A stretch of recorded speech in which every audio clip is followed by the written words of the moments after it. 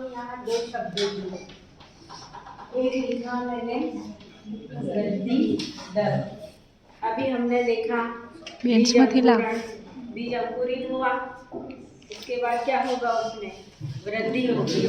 पौधों में भी होती है, हम में भी होती है और जानवरों में भी होती है। प्रकृति में सभी जीवों में वृद्धि होती है।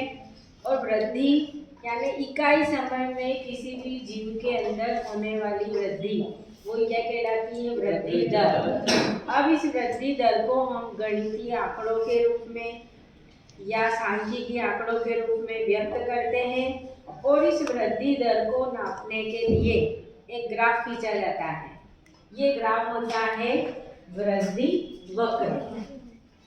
अब इस वृद्धि वक्र को आगे हम नाम बदल देंगे, यानी वृद्धि दर को इकाई समय में होने वाली वृद्धि को व्यक्त करने के लिए एक ग्राफ खींचा जाता है। वो ग्राफ हमको एस आकार का प्राप्त होता है, इसलिए इस ग्राफ को ही वृद्धि वक्र को या इसको हम क्या कह सकते हैं, सिग्माया, ये एस आकार का मिलेगा। अब सबसे पहले तो हम ये देख लेते हैं कि जब भी वृद्धि होती है कहीं पे भी, तो वृद्धि होने से पहले क्या होगा, जैसे फॉर एग्जाम्पल हम वहीं चले कि मेल और फीमेल के फ्यूजन से क्या बनता है, जाइगोट। अब जाइगोट में विकास होता है, डेवलपमेंट होता है, तो ये तो है नहीं कि वो जाइगोट एकदम लंबा हो गया। अब अगले साल, तो 11th में हम लोग जाइगोट से, जैसे हम मनुष्य की बात कर ले, शिशु का डेवलपमेंट होता है पूरे 9 महीने में। तो शुरुआत में जो जाइगोट है हमारा, ऐसा एक कोशिकी है, उसमें आगे चलकर विभाजन होते हैं और अलग अलग ऐसी अवस्थाएं आती है। बहुत सारी कोशिकाओं का समूह बनता है, क्लीवेज, मोरुला, ब्लास्टुला, गेस्ट्रुला, कई सारी अवस्थाएं आती है। फिर उन एक एक कोशिका से हमारा एक एक अंग बनता है।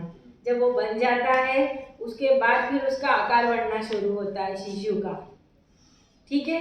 तो पहले तो बहुत सारी कोशिकाएं बनेगी, तभी तो हमारा इतना बड़ा शरीर, अंग तंत्र ये सब बन रहा है कि नहीं, और ये बन के और सब एक साथ एक रूप में दिखता है मानव शिशु, यही होगा। तो इसी तरह जो वृद्धि हो रही है कहीं पे भी, तो सबसे पहले क्या होगा, एक आध कोशिका होगी, उस कोशिका में क्या होंगे, विभाजन होंगे, उससे बहुत सारी कोशिकाएं बन जाएगी। फिर दूसरी स्टेप, उस कोशिका में क्या होगी, वृद्धि होगी। आप खुद सोचो, कोई पौधा शुरुआत में इतना सा है, 4 दिन बाद देखते हो आप उसकी एकदम वृद्धि हो जाती है। तो यही है कि पहले कोशिका विभाजन होगा, उसके बाद कोशिका दीर्घीकरण होगा, उसके बाद कोशिकाएं बन गई, फिर हर कोशिका अलग अलग आकार ग्रहण करेगी। आपने कोशिका वाले चैप्टर में सुना होगा या पढ़ा होगा, कोशिका में श्रम विभाजन। कोशिकाएं बहुत सारी होती है, तो हर कोशिका एक एक कार्य करने लग जाती है, तो यही क्या कहलाया, श्रम विभाजन। तो इसी तरह कोशिकाओं में कार्य के आधार पर क्या होगा, डिफरेंशिएशन हो गया। एक हाथ दिख रहा, एक पैर दिख रहा, एक सिर दिख रहा। पौधों में भी जड़, तना, पत्ती, पुष्प, पुष्पक्रम, जो जैसा जीव है उस अनुसार उसमें डिफरेंशिएशन हो जाएगा कोशिकाओं का। उसके बाद ऑर्गन फॉर्मेशन हो गया और एक जीव तैयार हो जाएगा। ये है वृद्धि की अवस्था है। अब देखो एक्चुअल में जब वृद्धि हो रही है तो क्या होता है, अब हमने ग्राफ लिया, खींच रहे हैं हम समय, और एक तरफ ले लिया वृद्धि।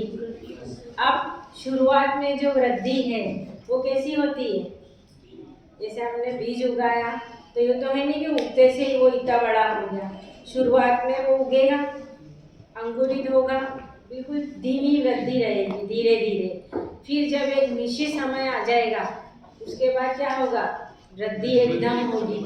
आप में ही देखो, जब आप छोटे थे 5-6 साल 7 साल के, तब तक बिल्कुल धीरे धीरे वृद्धि हो रही थी। लेकिन जैसे ही आप किशोर अवस्था में आए 9-10 साल में, और आप की जो ग्रोथ आपने खुद ही देखी है, एकदम चेंज आया कि नहीं आया। तो यही है कि वृद्धि शुरुआत में बहुत धीमी होती है, होती तो है, आप खुद देखो जो शिशु जन्म लेते से ही ऐसा होता है, समय के साथ बढ़ता जाता है। हमारा जो मानव शिशु को बड़ा होने में कितना समय लगता है, जबकि जानवरों में देखो तो हर जीव का जो उपापचयी क्रियाओं के अनुसार वृद्धि दर क्या होती है, अलग अलग होती है। तो यहाँ पर देखो ये लिखे हुए हैं 4, एक ये बनाया है यहाँ बी और सी और डी। अब देखो ये स्टार्टिंग का है ए, जो शुरुआत वृद्धि काल जो धीमा होता है, इस शुरुआती धीमे वृद्धि काल को क्या कहा जाता है, lag phase, elegy lag phase. फिर उसके बाद देखो वृद्धि क्या होती है, एकदम होने लगती है, तेजी से होती है। समय भले ही देखो कम है, लेकिन वृद्धि क्या हुई, तेजी से हुई। तो अधिकतम वृद्धि का जो तेजी से होने वाला वृद्धि का ये क्या कहलाता है, लॉन्ग फेज। इसमें सबसे तेज और ज्यादा वृद्धि होती है। उसके बाद अब देखो आप लोगों के अंदर बड़े हो गए हो, वृद्धि हो गई है, लेकिन ऐसा नहीं है, अभी भी थोड़ी बहुत हाइट, थोड़ा बहुत चेंज आएगा अपने समय के साथ, पर उतना नहीं आएगा जो अभी तक आ चुका है। होगा क्या, नहीं, वृद्धि तो होगी लेकिन थोड़ी सी धीमी हो जाएगी। तो ये वाला फेज कहलाता है डिसीलरेटिंग फेज। ठीक, इसके बाद एक निश्चित समय के बाद अब जब आप 18-19 साल के हो गए, अब आप कुछ भी कर लो, खाली आप बड़े होंगे, अब चेंजेस क्या होंगे, कुछ भी नहीं आएंगे। यानी जीव की एक निश्चित समय, चाहे पौधा हो, जानवर हो, हम हो, एक निश्चित समय के बाद क्या होता है, वृद्धि स्थिर हो जाती है, रुकेगी तो नहीं, स्थिर हो जाती है, फिर धीमी गति से होती रहेगी। तो ये फेज क्या कहलाता है, स्थिर अवस्था या स्टडी फेज। तो आप खुद देखो, हमने वृद्धि प्रारंभिक में धीमी थी, यहाँ देखो वो धीमी थी, फिर हुई, फिर उसके बाद क्या हुई, वो स्थिर हो गई। तो देखो एक एस आकार बन रहा है, इसीलिए ये ग्राफ क्या कहलाया, एस आकार का दिख रहा है। तो इस वृद्धि वक्र को हमने क्या कहा, सिरमैनिक आकार का वृद्धि वक्र। कोई प्रॉब्लम, बस आपको ये बनाना है और ये लिखना है, और एक एक लाइन में इनके अध्ययन का डेफिनेशन लिखना है। शुरुआती वृद्धि काल, फिर तीव्र वृद्धि काल, फिर कम होने लगती है और फिर स्थिर हो जाती है। ठीक, अभी 2 चीजें लिखी मैंने, ये ऑब्जेक्टिव की है। वृद्धि नापने के यंत्र, पौधों में वृद्धि नापने के यंत्र के नाम लिखो। 2 नंबर में यही आ गया, तो आप खाली नहीं छोड़ेंगे। ये 2 है, आर्क ऑक्सेनोमीटर और फेफर्स ऑक्सेनोमीटर। हाँ, ठीक है, याद हो जाएंगे। चलो, रोक दो।